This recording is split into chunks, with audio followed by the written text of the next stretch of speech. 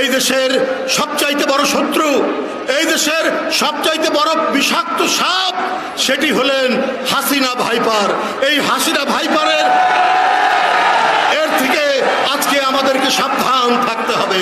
আমি অবিলম্বে দেশনেত্রী বেগম খালেদা জিয়া নিঃশর্ত মুক্তি দাবি করে আমার বক্তব্য শেষ করছি। শেখ হাসিনা শুনতে পারেন না বা ইচ্ছা করেই শুনতে পারেন না, শুনতে চান না। তিনি বলেছেন, কদিন আগেই বলেছেন, আমি জনগণের কাছ থেকে সরে গেলে মারা যাব। আপনি এই কথা বলেছেন এই 2-3 দিন আগে। আপনার সরকারের রাজনৈতিক অপমৃত্যু তো আগেই হয়ে গেছে। আপনার সাথে জনগণ আছে, আপনি একটু ভুল করে বলেছেন। আপনার কাছ থেকে র্যাব, পুলিশ, আইন শৃঙ্খলা বাহিনী সরে গেলে আপনি আর ক্ষমতার মসনদে থাকতে পারবেন না। আওয়ামী লীগ সরকারের অপমৃত্যু ঘটবে, এটাই সত্য কথা। এটাকে আপনি ঘুরিয়ে বলেছেন, জনগণের নামে আপনি বলেছেন। এই জনগণকে তো আপনি পছন্দ করেন না, এই জনগণকে তো আপনি তালাক দিয়েছেন। বাংলাদেশের জনগণকে তো আপনি শত্রু, দুশ্মন মনে করেন। যদি তা না মনে করতেন তাহলে অবাধ সুষ্ঠু নির্বাচন দেন না কেন? কোথাও, এমনকি বাস মালিক সমিতির নির্বাচনেও অবাধ সুষ্ঠু নির্বাচন হয় না। জাতীয় সংসদ, সুপ্রিম কোর্ট, জেলা বার থেকে শুরু করে কোথাও, স্কুল কমিটি, কোথাও সুষ্ঠু নির্বাচন নেই। সব আওয়ামী লীগের লোকদেরকে বসাতে হবে।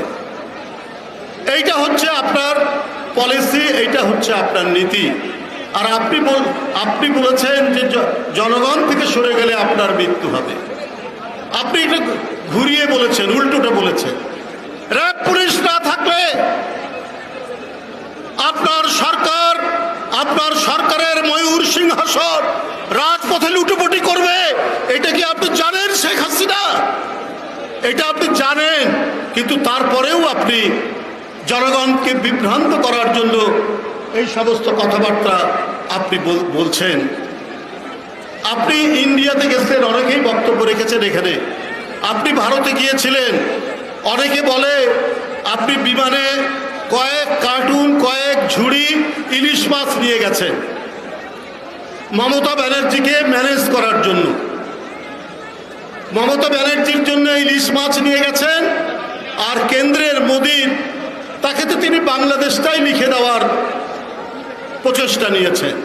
অনেক চুক্তি করেছেন, অনেক মেমোরান্ডাম অফ আন্ডারস্ট্যান্ডিং করেছেন, অনেক লেটার অফ ইন্টেন্টে সই করেছেন, অনেক কিছু করেছেন। আপনি কেন করেছেন এইটা আমরা জানি।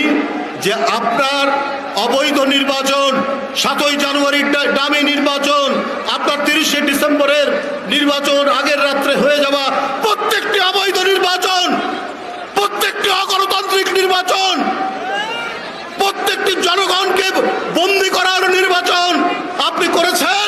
আর আপনার সেই অবৈধ নির্বাচনকে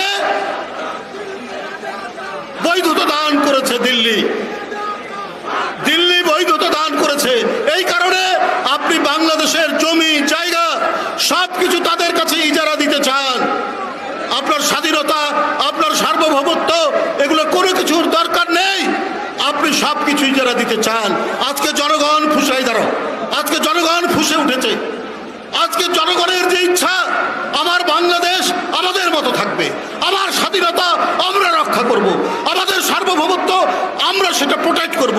আর আপনি সেই সার্বভৌমত্বকে দুর্বল করে আপনি ওদেরকে সুযোগ করে দিচ্ছেন বাংলাদেশের পেট চিরে বুকের মধ্যে দিয়ে রেল লাইন নিয়ে যাওয়ার জন্য।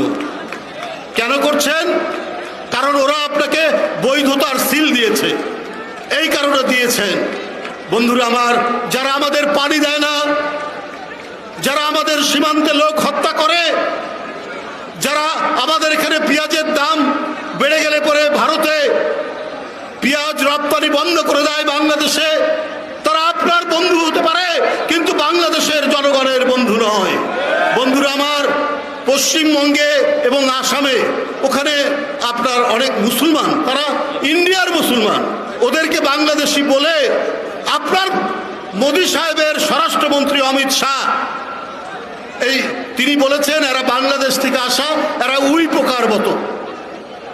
যারা উই পোকার মতো বলে তাদের নিজের দেশের মুসলমানদেরকে বাংলাদেশি মুসলমান বলে, তারা আমাদের বন্ধু হতে পারে? তারা আমাদের কোনো ভালো চায়? এই কারণেই এই যে রেল লাইন, এই যে সীমান্ত হত্যা, এই যে রক্তাক্ত ঘটনা, এই সমস্ত কিছুকে বৈধতা দেওয়ার জন্যই এদেশের জাতীয়তাবাদের প্রতীক, দেশপ্রেমের প্রতীক, গণতন্ত্রের প্রতীক, তাকে 2018 সালে গ্রেপ্তার করা হয়েছে গণতন্ত্রের মা দেশনেত্রী বেগম খালেদা জিয়া। সুতরাং বলবে কে? রেলওয়ের কথা বলবে কে?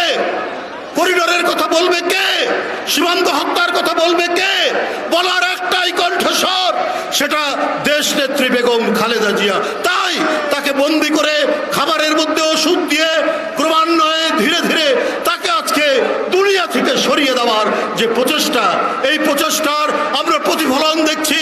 আজকে অসম চুক্তি, একতরফা চুক্তি, জনবিচ্ছিন্ন একটি সরকারের চুক্তি। বন্ধুরা আমার, এইটা আজকে জনগণ মানবে না। আমি আগেও বলেছি, আর কেউ নয়, এই দেশের সবচাইতে বড় শত্রু, এই দেশের সবচাইতে বড় বিষাক্ত সাপ, সেটি হলেন হাসিনা ভাইপার। এই হাসিনা ভাইপারের এর থেকে আজকে আমাদেরকে সাবধান থাকতে হবে। আমি অবিলম্বে দেশনেত্রী বেগম খালেদা জিয়া নিঃশর্ত মুক্তি দাবি করে আমার বক্তব্য শেষ করছি।